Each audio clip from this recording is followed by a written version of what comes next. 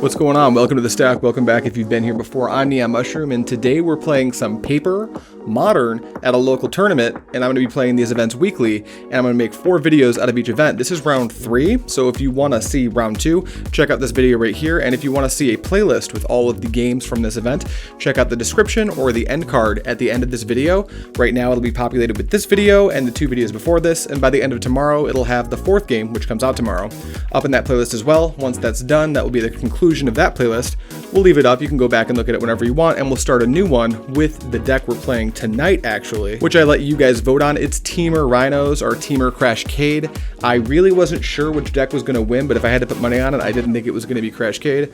It's sleeved up and we're playing it tonight, but for today, we are continuing to play Izzet Murktide. If you want to know more about the deck, check out the first video in this playlist. It's a low-to-the-ground efficient tempo deck, and our opponent, Mitchell Castledini, is playing blue-white Urza 8-cast, and if you don't know what 8-cast means, he's playing 8 divinations that care about artifacts. They have affinity, and that's going to be Thought Monitor and Thoughtcast, and then the engine of the deck is the combination of Urza, Lore High Artificer, and Urza Sagas. The constructs get absolutely enormous. The deck is based around a ton of synergies, and it's quite strong. It's actually not a super good matchup for us, but I have played it quite a bit as it's pretty popular here locally. That's everything you should need to know, so let's go ahead and hop into game 1. Game 1, Mitch wins the die roll and keeps a hand of 7 cards. I unfortunately have to mulligan down to 6 because I'm actually aware that this matchup is the blue-white 8-cast deck, and even though I have a hand of Consider, Misty Rainforest, Island, Murktide Regent, Scalding Tarn, Lightning Bolt, and Fiery Islet, these cards don't necessarily line up well in this matchup, so I'm going to go ahead and go to 6. My 6 looks good. I'm going to keep a Misty Rainforest, a Spire Bluff Canal, Dragon's Rage Channeler, a Mishra's Bauble, Archmage's Charm, and a Spell Pierce. I'm going to bottom a copy of Ragavan because it is absolutely awful in the matchup. Turn 1, Mitch drops a tapped Razortide Bridge. This is an artifact land, and he passes the turn. I'll play a Spire Bluff Canal untapped, cast Dragon's Rage Channeler, and pass the turn. Mitch leads on Urza's Saga, triggers the Saga, and then casts an Ingenious Smith. The Smith triggers, and he takes a Darksteel Citadel, and he passes the turn to me. I'll cast Bauble, triggering my DRC. I'm going to bin a Consider to the trigger, then I'm going to crack the Bauble, targeting myself, play a Misty Rainforest, and pass the turn back to Mitch. In Mitch's upkeep, I draw off my Bauble trigger, and then he's going to trigger his Urza's Saga. He'll play a Darksteel Citadel, triggering his Ingenious Smith. I'll respond to the trigger by casting Unholy Heat, triggering my Dragon's Rage Channeler. I'm going to bin an Ottawara to the trigger. The Smith dies to the Unholy Heat. He tries to pass the turn to me, but before he can, I'll fetch for an island, dropping to 19. I'll drop a Scalding Tarn as my land for turn and attack Mitch for 1 with my Dragon's Rage Channeler. He does have a response. He'll activate the Urza Saga to make a construct. I'll allow that to resolve, but then I'll fetch for an island, dropping to 18, and cast Archmage's Charm to take control of the construct. That triggers my Dragon's Rage Channeler, so I'll put a Lightning Bolt in the bin. Mitch was supposed to take 1 from the DRC and drop to 19, but he forgets to mark it, and then I'll pass the turn. As Mitch's Urza Saga tries to hit its final trigger, Mitch is going to make a construct in response. Then I'll sacrifice the Saga and go get a Springleaf Drum. Then he's going to cast Portable Hole, targeting my Dragon's Rage Channeler. It gets exiled, and then he passes the turn. I'll play Polluted Delta as my land for turn, drop a Ledger Shredder, and pass right back. Mitch casts a second Portable Hole, targeting my Ledger Shredder, and it resolves. Then he drops an Ingenious Smith. The Smith triggers, and Mitch gets nothing. He whiffs somehow in a deck that's like literally full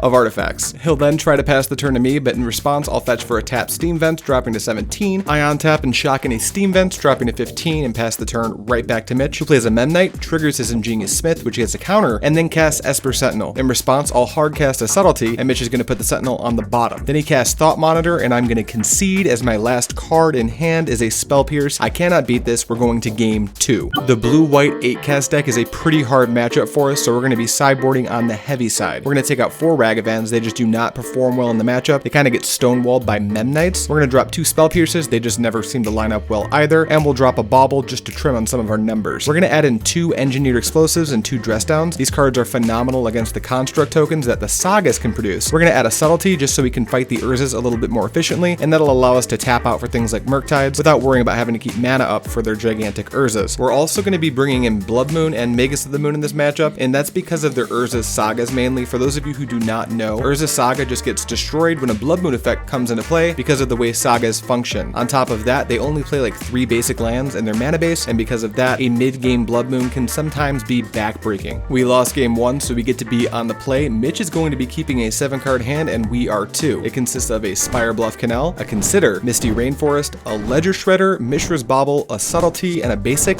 Island. I'll lead on a Spire Bluff Canal and pass the turn. Mitch is going to play a Flooded Strand and immediately fetch for a Plains, dropping to 19, tap for white and play Esper Sentinel. In response, I'll pitch a Consider to evoke my Subtlety on the Sentinel. Mitch is going to put the Sentinel right back on top of his deck and pass the turn. I'll drop an Island, I'll play a Ledger Shredder, and then I'm going to play Mishra's Bauble, triggering the Shredder. I'm going to pitch Misty Rainforest to the Shredder so it will not grow. I'll crack the Bauble on myself, look at the top card, and pass the turn, but in Mitch's upkeep, I'll draw off of the Bauble trigger. Mitch is going to play Otawara as his land for turn, cast an Ingenious Smith. The trigger is going to put a Relic of Progenitus into his hand, and he'll pass the turn back to me. I drop Scalding Tarn as my land for turn and attack Mitch for 1 with the Shredder, dropping him to 18. Then I'll fetch for a basic Island, and I'll play Blood Moon, and I'll pass the turn. But Mitch is going to untap and cast March of Otherworldly Light by paying 2 mana and discarding an Esper Sentinel to pay for the other 2 in order to exile the Blood Moon. Then I'll play Urza Saga, trigger the Saga, it gets a counter, and I'll cast the Relic of Progenitus, triggering my Shredder and his Ingenious Smith. Shredder's up first, so I'll pitch Consider to the Shredder, and it grows, and then Mitch is going to activate his Relic of Progenitus, and I will choose to exile a Scalding Tarn from my graveyard. Mitch drops Memnite, attacks me for 2 with the Smith, dropping me to 17, and he passes the turn. I'll drop another Ledger Shredder and cast Lightning Bolt, targeting Ingenious Smith, which triggers both of my Shredders. I'll pitch Counterspell to the larger Shredder, and it will grow even bigger. I'll pitch a Steam Fence to the smaller one, and it will not grow. Then I'll attack Mitch for 3 with my 3/6 Shredder, dropping him to 15, and I'll pass the turn. Mitch is just going to tap Relic to make me exile a card. I'll choose Steam Vents, and I'll pass back to me. I head straight into combat and attack Mitch with my whole team for 4 damage. He takes it, this drops him to 11. Then I'll try to pass the turn, but first Mitch will make a token off of his Urza Saga. I'll allow that to resolve, but then I'll cast Unholy Heat on the token. I am on Delirium, so it dies. Mitch's Saga triggers in his first main phase, and he's going to respond to the trigger by making a Construct. Then when he sacrifices Urza Saga, he's going to fetch a Springleaf Drum into play. He activates Relic of Progenitus. I will exile an Unholy Heat from my graveyard, and then he'll pass the turn. I'm going to open up on a Dragon's Rage Channeler and cast Serum Visions, triggering both Ledger Shredders and the Dragon's Rage Channeler. Mitch is going to Metallic Rebuke my Serum Vision, so it does not resolve as I will not be paying, but will resolve the DRC trigger first. I'll leave the card on top. I am empty-handed, so I'm going to bin a Dragon's Rage Channeler to the smaller Shredder, and I'll bin an Expressive Iteration to the larger one, and they both grow. I'll attack Mitch with both of my Shredders for a total of 6, dropping him to 5, and pass the turn. Mitch is going to play Teferi Time Raveler and minus it to bounce my larger Shredder, and he's going to draw a card, but then he scoops it up. He does not have the answer to my board. We're going to game 3. Heading into game 3, our sideboard is going to remain mostly unchanged. We're going to make one minor adjustment as we are on the draw for this game. We're going to remove one of our counter spells. It's not quite as good when we're on the draw. He's going to have the tempo advantage being on the play, and we might get stuck with them in our hands in the mid game. Instead, I'll bring in a Jace the Mind Sculptor, kind of a weird selection for this matchup, but I want a little bit more grinding power in the late game. Mitch is on the play, and we are both keeping 7-card hands. Mine includes Spire Bluff Canal, Murktide Regent, a Counterspell, Island, Mishra's Bauble,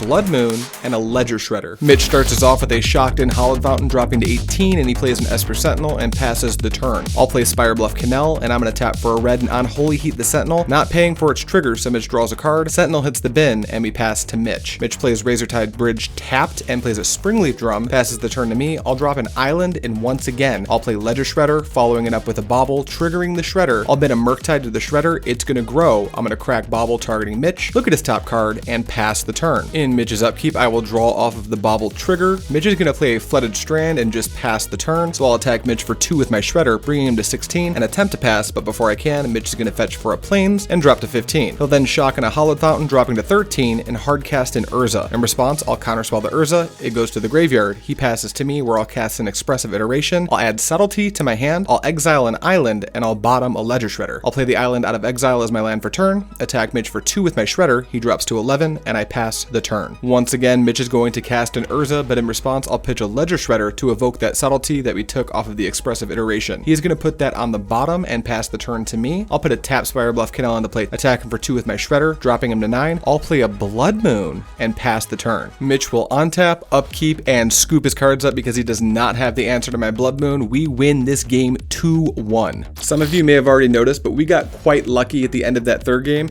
and we got a little lucky in game 2 as well. But that third game, he kept trying to cast Urza, and I kept having the answer. And this Affinity deck really doesn't want to be doing the same exact thing like that every turn. He just got out-tempoed by birds. This matchup is, like I said, normally not very good for Izzet Murktides.